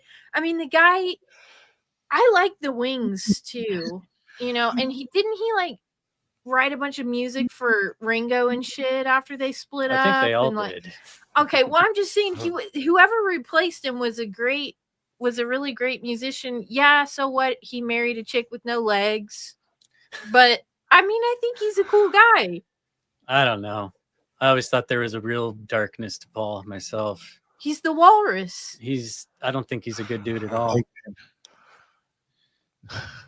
Knighted by the Queen of England herself. Yeah, that's true. That is true. All right, I think I'm gonna probably wrap it up here. Actually, if you guys don't mind, it's almost close to 2 hours. Thought that was good. Thank you very much, Julia and Colby. I really appreciate that. I had a really good time, like I expected. Had a lot of good laughs. Mike, Thrash, appreciate it. Love when you guys are on, and I knew this was a topic that you'd both be into.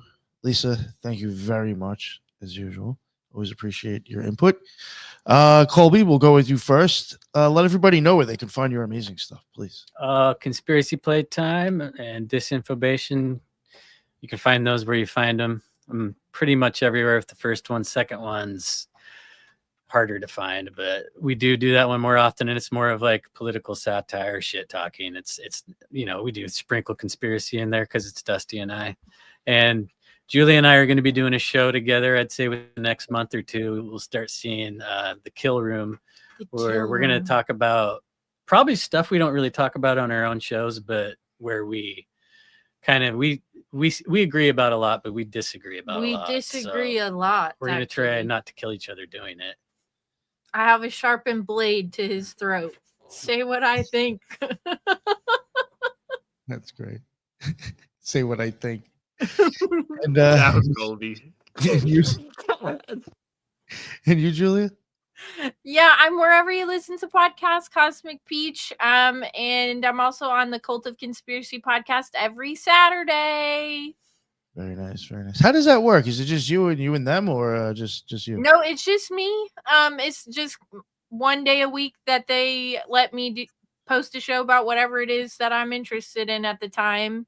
I do like some mini series for them, and Colby was on the last one that I did. It's called Blood Ties, and it's about some program to kill stuff.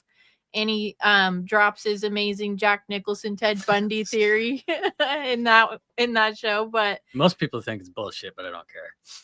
it's all right, honey. You can believe whatever you want to believe. But yeah, so you can find me on the Cult of Conspiracy every Saturday, or Apple, wherever, Spotify for Cosmic Peach for my normal stuff. But thank you for having me again. Of course, no, that was great. Chat loved it as usual, and that was a great talk. A lot of good things, talked about. A lot of interesting people. Yeah, and that is the end of another Occult Rejects. Again, thank you everybody in the chat. That's what's up. It was awesome. There's a lot of people here. A lot of good stuff said. Had a good time. And until the next one, everybody be well. Later.